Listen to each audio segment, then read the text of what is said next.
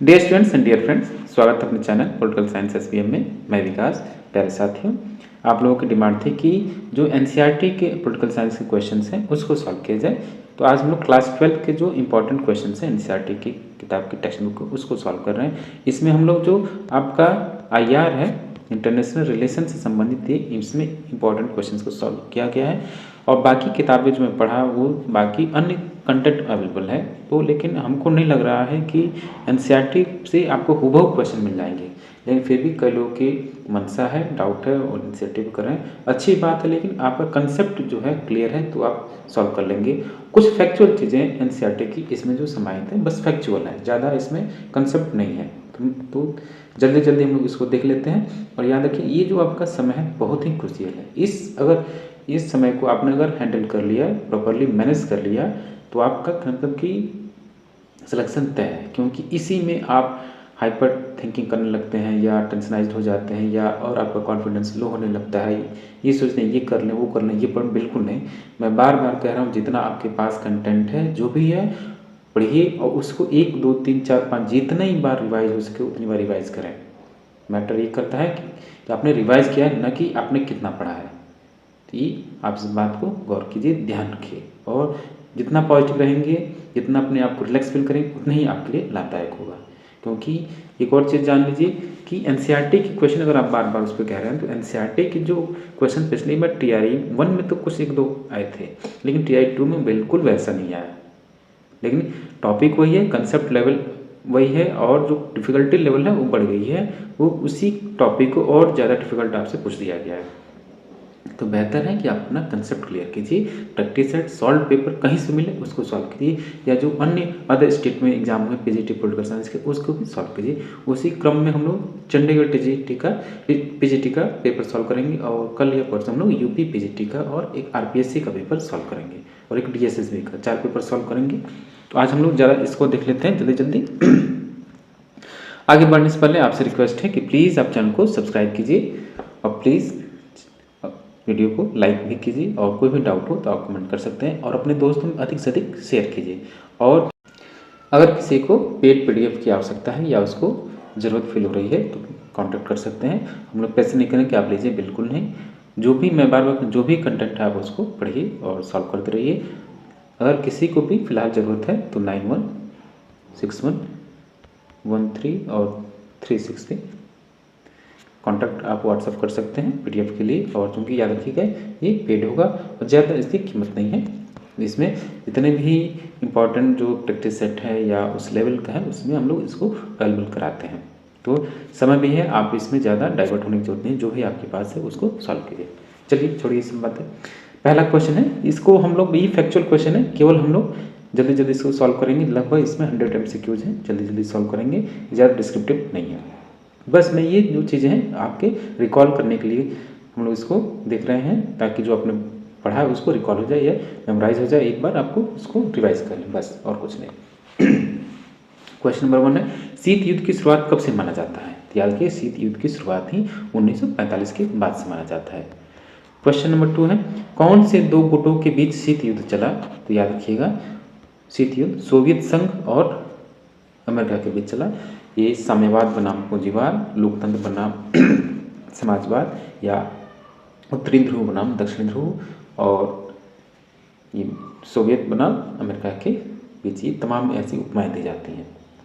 Question number, और इसी को लोकतंत्र बनाम पूंजीवाद, हाँ पूंजीवाद बनाम ये साम्यवाद भी है, लोकतंत्र बनाम फांसीवादी, या कह सकते हैं लोकतंत्र बनाम साम्यवाद है। क्वेश्चन नंबर 3 देखिए कि निम्नलिखित में से कौन शीत युद्ध के प्रमुख कारण रहे हैं? शीत युद्ध के प्रमुख कारण कौन कौन से रहे हैं? तो ये सोवियत संघ एवं अमेरिका के बीच सैद्धांतिक मतभेद था, सही है। विजित प्रदेशों पर आधिपत्य संबंधी विवाद था, युद्धकालीन निर्णयों का अतिक्रमण था। तो ऑप्शन डी होगा उपयुक्त सभी। क्वेश्चन नंबर 4 है, सोवियत संघ में साम्यवादी शासन की स्थापना कब हुई? तो सोवियत संघ में साम्यवादी शासन की स्थापना 1917 में हुई। क्वेश्चन नंबर 5 देखिए कि लाल सेना निम्नलिखित में से किस देश की सेना को कहा जाता है? तो लाल सेना किस देश की? सोवियत संघ की सेना को रडार बोलते हैं। हिरोशिमा और नागासाकी पर अणु बम का प्रयोग कब किया गया? हिरोशिमा और नागासाकी पर अणु बम का प्रयोग 6 और 9 अगस्त 1945 को किया गया। क्वेश्चन नंबर 7 है मार्शल योजना कब शुरू हुई? तो मार्शल योजना 1948 में शुरू हुई। आप क्वेश्चन नंबर 8 सोवियत संघ द्वारा बर्लिन की नाकेबंदी कब की गई? तो सोवियत संघ द्वारा बर्लिन की नाकेबंदी कब की गई? 1948 में। नाटो की स्थापना कब हुई? नाटो की स्थापना हुई 4 अप्रैल 1949। पूछा जा चुका है सीयू, सीटू, सेंटो, ये सब आपको याद होना चाहिए। यूरोपियन यूनियन ये, या सार्क हुआ, आसियान हुआ, या ओएस हुआ, ये सब। क्वेश्चन नंबर 10 है नाटो की स्थापना का मुख्य उद्देश्य क्या था? तो नाटो की स्थापना का जो मुख्य उद्देश्य था पश्चिमी यूरोप में सोवियत प्रभाव के विस्तार को रोकना। याद रखें ये जो क्वेश्चंस हैं आपके जो एनसीईआरटी की टेक्स्ट बुक है उससे ये फैक्चुअल क्वेश्चन को तैयार किया गया है, जो इंपॉर्टेंट क्वेश्चंस हैं बस फैक्ट के आधार पे। बाकी जो आपसे कंसेप्ट आधारित पूछेगा तो अगर आप टेक्स्ट बुक पढ़े होंगे या वो कंटेंट या टॉपिक जो स्पेशल टॉपिक है अगर आपने पढ़ा हुआ तो आप सॉल्व कर लेंगे। बस ये फैक्चुअल क्वेश्चंस हैं। क्वेश्चन नंबर 12 है चीन संयुक्त राष्ट्र संघ का सदस्य कब बना? तो ये 1971 में बना। क्वेश्चन नंबर 13 है अमेरिका में वाटरगेट कांड की घटना कब हुई? तो अमेरिका में वाटरगेट कांड की घटना 1974 में हुई। क्वेश्चन नंबर 14 प्रथम यूरोपीय सुरक्षा शिखर सम्मेलन कब हुआ? तो ये 1985 में हुआ। क्वेश्चन नंबर 15 क्यूबा की मिसाइल संकट के समय सोवियत संघ के प्रधानमंत्री कौन थे? ये क्वेश्चन बेहद महत्वपूर्ण है, पूछ देगा सोवियत संघ के प्रधानमंत्री कौन थे क्यूबा संकट मिसाइल के समय, या अमेरिका के राष्ट्रपति कौन थे, ये प्रश्न आपसे पूछा जाता है। तो क्यूबा की मिसाइल संकट के समय सोवियत संघ के प्रधानमंत्री निकिता क्रुश्चेव थे। क्वेश्चन नंबर 16 मार्शल योजना क्या थी? तो मार्शल योजना यूरोप के देशों के पुनर्निर्माण हेतु अमेरिकी सहायता थी। तो ऑप्शन ए राइट आंसर होगा। क्वेश्चन नंबर 17 नाटो से संबंधित कौन सा विकल्प सही है? देखिए तो नाटो से संबंधित जो विकल्प है होगा कि उत्तर अटलांटिक संधि organisation, North Atlantic Treaty Organisation इसका फुल फॉर्म है। लेकिन देखिए किस देश के प्रभुत्व से एक ध्रुवीयता कायम हुई, यानी जो यूनिपोलर सिस्टम है किस देश के कारण हुआ? तो ये अमेरिका की वजह से होगा। क्वेश्चन नंबर 19 कि संयुक्त राष्ट्र संघ की स्थापना से संबंधित निम्नलिखित में से कौन सा विकल्प सही है? तो क्या कौन सा विकल्प सही होगा? अंतर्राष्ट्रीय जगत में शांति, सुरक्षा एवं सहयोग की संयुक्त राष्ट्र का गठन सही है। आने वाली पीढ़ी को युद्ध की विभीषिका से बचाना सही है। राष्ट्रों की संप्रभुता की रक्षा भी सही है। तो डी होगा उपरोक्त सभी। क्वेश्चन नंबर 20 हेलसिंकी भावना का संबंध निम्नलिखित में से किससे है? तो यूरोपीय देशों के आर्थिक विकास से हेलसिंकी सम्मेलन या हेलसिंकी भावना। क्वेश्चन नंबर 21 देखिए गुट निरपेक्षता की नीति किस महादेश के मूल्य के लोगों के नवजागरण का परिणाम था? तो ये था एशियाई महादेश या एशियाई महाद्वीप बोलते हैं इसको। क्वेश्चन नंबर 22 कि निम्नलिखित में से किनके प्रयासों से गुट निरपेक्षता की नीति अस्तित्व में आई? तो ये इसमें तो सभी होंगे Jawaharlal Nehru, Abdul Nasser, Tito और ये तीनों सामने, तो डी राइट आंसर होगा। Question number 23 Nehru, Nasser, Tito के द्वारा बताए गए गुट निरपेक्षता के आधारों में निम्नलिखित में से कौन सही है? तो राष्ट्र द्वारा एक स्वतंत्र नीति पर चलना, राष्ट्रों द्वारा उपनिवेशवाद का विरोध करना, सदस्य राष्ट्र द्वारा किसी सैन्य गुट से अलग रहना, ये तीनों ही इनकी विशेषताएं हैं या उनकी विचारधारा में शामिल थी। तो डी होगा उपयुक्त सभी। 24 गुट निरपेक्षता को प्रोत्साहित करने वाले प्रमुख कारक निम्नलिखित में से कौन है? कौन है प्रमुख कारक? तो इसमें भी जो होगा एक तो शीत युद्ध है, सैनिक युद्ध से अलग रहना और राष्ट्रों का स्वतंत्र अस्तित्व की इच्छा। तो ऑप्शन तीनों सही है। तो डी होगा उपयुक्त सभी। क्वेश्चन नंबर 25 देखिए कि अमेरिका ने 1970 तक किस साम्यवादी देश को संयुक्त राष्ट्र का सदस्य नहीं बनने दिया? तो ये था साम्यवादी चीन को। क्वेश्चन नंबर 26 है निम्नांकित में से शीत युद्ध का सबसे बड़ा प्रतीक कौन था? तो शीत युद्ध का सबसे बड़ा प्रतीक है बर्लिन दीवार का खड़ा किया जाना। क्वेश्चन नंबर नेक्स्ट है 27 दूसरा विश्व युद्ध कब से कब तक चला? तो आप सभी को पता है कि जो सेकेंड वर्ल्ड वॉर है 1939 लेकर 1945 तक चला।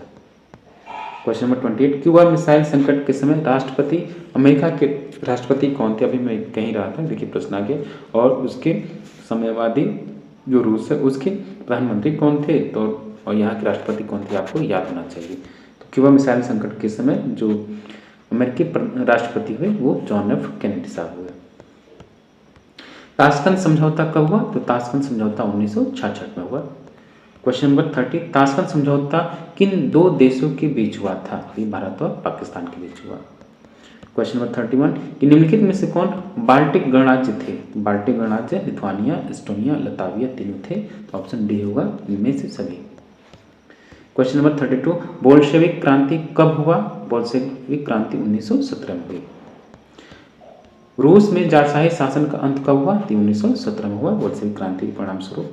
क्वेश्चन नंबर 34, रूस में जार के शासन की समाप्ति के बाद कौन से दल की सरकार बनी? तो ये रूसी साम्यवादी समाजवादी लोकतांत्रिक दल की सरकार बनी। क्वेश्चन नंबर 35 देखिए कि सोवियत प्रणाली के संस्थापकों ने निम्नलिखित में से किसको सबसे अधिक महत्व दिया? तो उसने राज्य और साम्यवादी पार्टी की संस्था को सबसे अधिक महत्व दिया। अगला प्रश्न है कि राष्ट्रमंडल की स्थापना कब हुई? तो राष्ट्रमंडल जो है आपका ये 1991 में इसकी स्थापना हुई।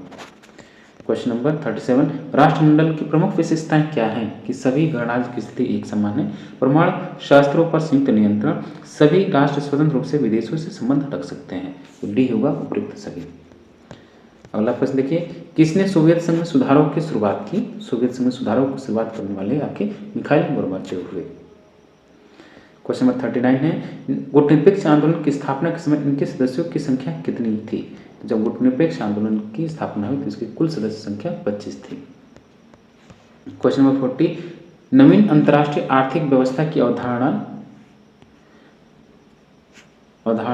अंतर्राष्ट्रीय राजनीतिक पटल पर किस दशक में आया?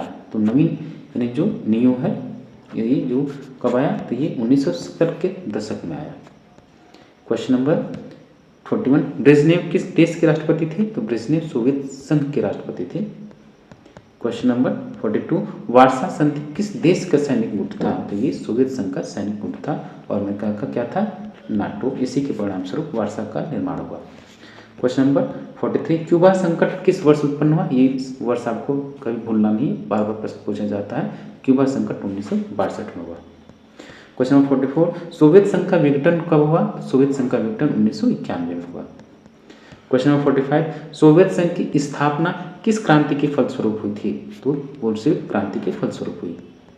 क्वेश्चन नंबर 46, सोवियत राष्ट्रपति मिखाइल गोर्बाचेव ने कब अपना त्यागपत्र दिया? तो दिसंबर 1991 में। 47 देखिए, सोवियत संघ के अंतिम राष्ट्रपति कौन थे? तो सोवियत संघ के अंतिम राष्ट्रपति मिखाइल गोर्बाचेव हुए। क्वेश्चन नंबर 48, मिखाइल गोर्बाचेव कब सोवियत संघ के राष्ट्रपति बने? तो ये 1985 में सोवियत संघ के राष्ट्रपति बने Mikhail Gorbachev. Question number 49, Berlin की दीवार का निर्माण कब हुआ? तो ये 1961 में बर्लिन की दीवार का निर्माण हुआ। 50 देखिए कि बर्लिन की दीवार प्रतीक है किसका? उग्रता का। क्वेश्चन नंबर 51, बर्लिन की दीवार की लंबाई कितना था? तो लगभग 150 किलोमीटर इसकी दीवार की लंबाई थी। क्वेश्चन नंबर 52, पेरेस्ट्रोइका एवं ग्लासनोस्ट के सिद्धांत किस देश की महत्वपूर्ण नीतियां थी? तो ये सोवियत संघ की नीतियां थी, क्रुश्चेव द्वारा दिया गया। पेरेस्ट्रोइका एवं ग्लासनोस्ट सिद्धांत का प्रतिपादक कौन थे? तो आप सभी को पता है कि मिखाइल गोर्बाचेव थे। पेरेस्ट्रोइका नामक पुस्तक की रचना किसने की? मिखाइल गोर्बाचेव ने की।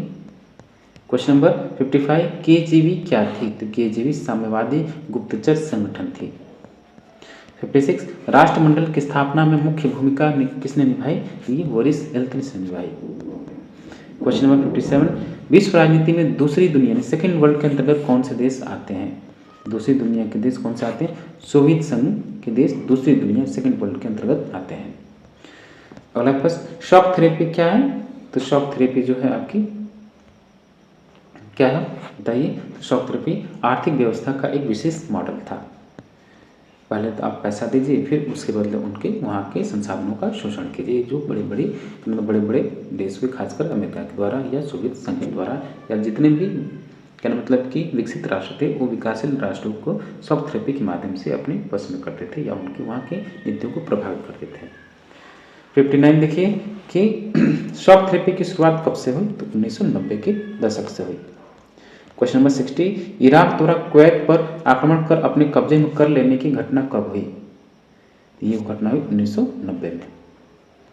क्वेश्चन नंबर 61, खाड़ी युद्ध कब प्रारंभ हुआ? तो खाड़ी युद्ध आपका 17 जनवरी 1991 को प्रारंभ हुआ। खाड़ी युद्ध के समय इराक के राष्ट्रपति कौन थे? तो सद्दाम हुसैन थे। ऑपरेशन डेजर्ट स्टॉर्म क्या है? तो ये है आपका संयुक्त राष्ट्र संघ द्वारा इराक पर सैन्य कार्रवाई की अनुमति देना। ऑपरेशन डेजर्ट स्टॉर्म बेहद महत्वपूर्ण है। क्वेश्चन नंबर 63, खाड़ी युद्ध कब समाप्त हुआ? ये 27 फरवरी 1991 को समाप्त हुआ। अगला प्रश्न कि नीली जींस की संस्कृति किस देश की संस्कृति है? ब्लू जींस रिलेटेड आपका संयुक्त राज्य अमेरिका से।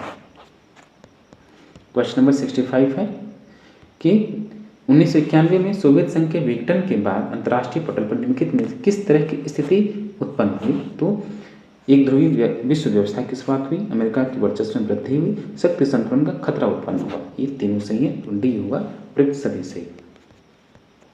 फिर से बता दें प्यारे दोस्तों, हम लोग ये जो एनसीईआरटी की टेक्स्ट बुक है क्लास 12 की, उसका जो उसी के जो इम्पोर्टेंट एमसीक्यूज है, जो फैक्चुअल बेस हैं, उसी को हम लोग सॉल्व कर रहे हैं क्लास 12 की जो टेक्स्ट बुक है उसके आधार पे।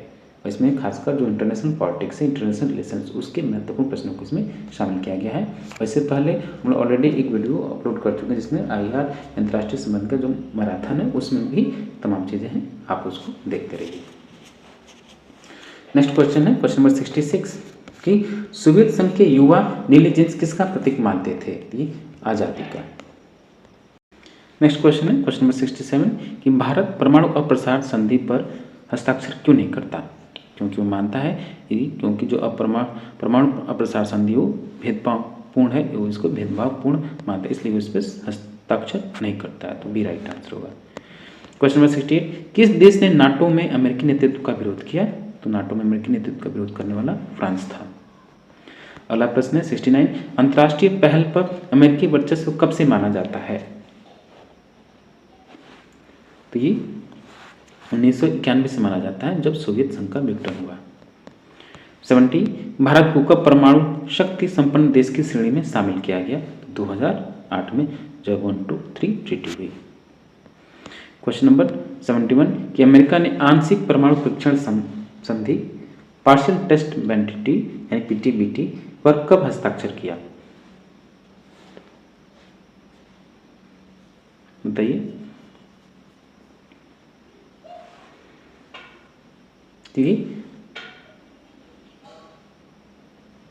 उसने 1964 में ही कर लिया था। 72 की देखिए सेम क्वेश्चन रिपीट हो गया, तो ये इसका आंसर 1964 होगा। क्वेश्चन नंबर 73 विश्व का कौन सा राष्ट्र अपने बजट का एक बड़ा हिस्सा रक्षा अनुसंधान और विकास की मद में खर्च करता है? तो है आपका संयुक्त राज्य अमेरिका यानी यूएसए यानी अमेरिका। क्वेश्चन नंबर 74 कि भारत में परमाणु कार्यक्रमों का मुख्य उद्देश्य क्या बतलाया जाता है? तो भारत में परमाणु कार्यक्रमों का मुख्य उद्देश्य क्या बतलाया जाता है?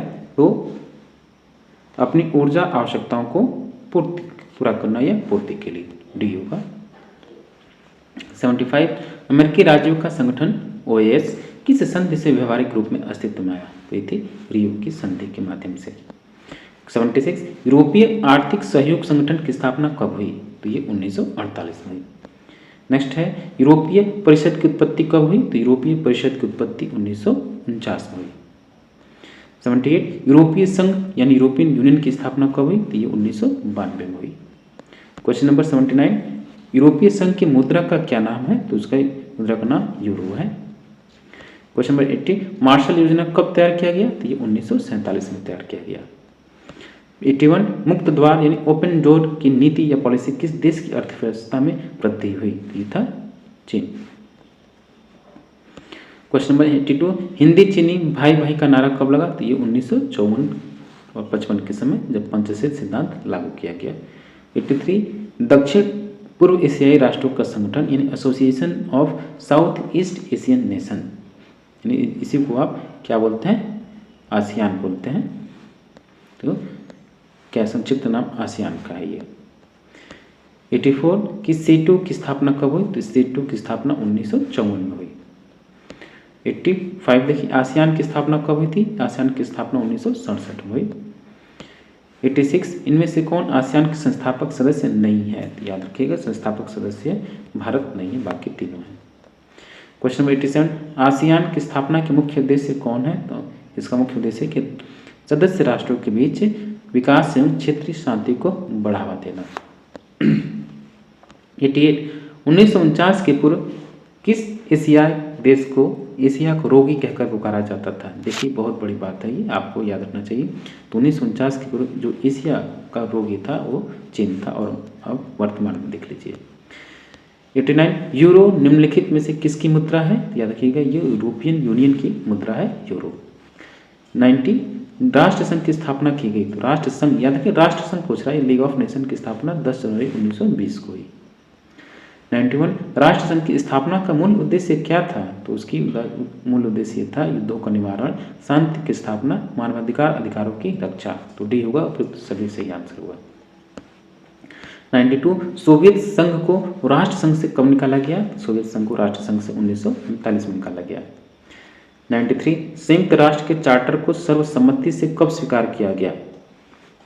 तो 25 जून 1945 को सैन फ्रांसिस्को में इसके चार्टर को स्वीकार कर लिया गया, और 24 अक्टूबर 1945 तक भी सदस्य राष्ट्रों ने इस पर हस्ताक्षर कर दिया, और इसी दिन से इसकी स्थापना माना जाता है। और प्रत्येक 24 अक्टूबर को आप अंतर्राष्ट्रीय राष्ट्रीय संघ दिवस मनाते हैं, आप यूनाइटेड नेशन डे मनाते हैं। 94 एमनेस्टी इंटरनेशनल का संबंध किससे है? एमनेस्टी इंटरनेशनल का संबंध मानवाधिकारों की रक्षा से है। 95 सुरक्षा परिषद में मतदान प्रक्रिया पर विचार विमर्श किस सम्मेलन का मुख्य विषय रहा है? तो ये रखिए याल्टा सम्मेलन में। 96 भारत संयुक्त राष्ट्र संघ का सदस्य कब बना? 1945 में बन गया था, संस्थापक देशों में से एक है भारत। परंपरागत सुरक्षा नीति के प्रमुख तत्व क्या हैं? तो इसके प्रमुख तत्व शक्ति संतुलन है, गठबंधन बनाना है और सामूहिक सुरक्षा है, इसलिए डी होगा उपयुक्त सभी। क्वेश्चन नंबर 98 वैश्विक सुरक्षा की धारणा का विकास किस दशक में हुआ? ये 1990 के दशक में हुआ।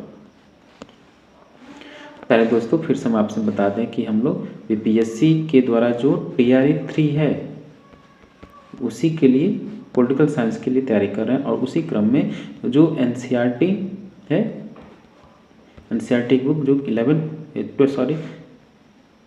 12th की बुक है उसके जो इम्पोर्टेंट फैक्चुअल जो MCQs है उसको सॉल्व कर रहे हैं। जो पूरे टेक्स्ट बुक का जो फैक्ट है 12th की पुस्तक उसको हम लोग सॉल्व कर रहे हैं, जो कि आपके एग्जाम की दृष्टि से बेहद महत्वपूर्ण है। इसमें फैक्चुअल को आप फैक्चुअल जो नोट्स हैं या कोड्स हैं उसको आप बतौर का मतलब कि ध्यान में रख सकते हैं। तो कभी कभी क्या होता है कि आपसे यही GS में भी आ जाता है और सब्जेक्ट में तो आता ही है, तो जो फैक्चुअल आपको याद नहीं रहता है तो आपको याद हो जाए, ताकि 1-2 क्वेश्चन आपको मिल जाए। जरूर इसे 1-2 क्वेश्चन जरूर आएंगे, 1-2-3 क्वेश्चन जरूर आता ही है।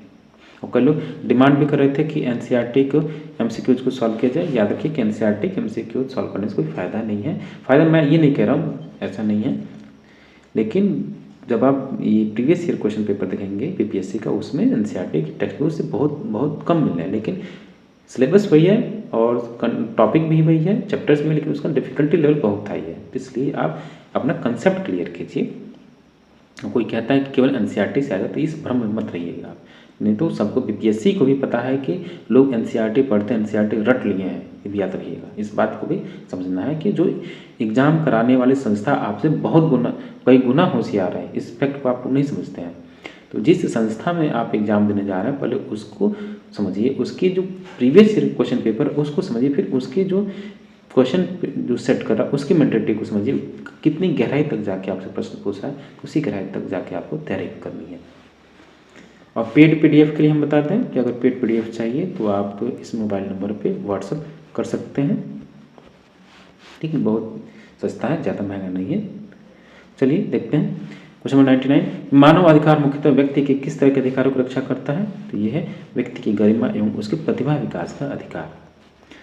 100 क्वेश्चन नंबर 100 कि 1987 में हुए मॉन्ट्रियल प्रोटोकॉल समझौता, मॉन्ट्रियल समझौते में मुख्य परिणाम क्या आया? तो वर्ष 2000 तक CFC पर पूर्ण प्रतिबंध, याद रखिएगा। क्वेश्चन नंबर 101 कि क्योटो प्रोटोकॉल 1997 का संबंध किससे है? तो ये पर्यावरण से संबंधित है, GS में भी आता है ये। क्योटो प्रोटोकॉल पर भारत ने कब हस्ताक्षर किया? बेहद महत्वपूर्ण प्रश्न है। तो क्योटो प्रोटोकॉल पर भारत ने सन 2002 में हस्ताक्षर किया।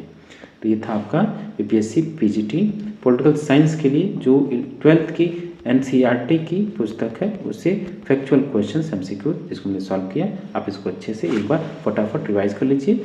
इसलिए हमने इसको जल्दी जल्दी सॉल्व करा दिया।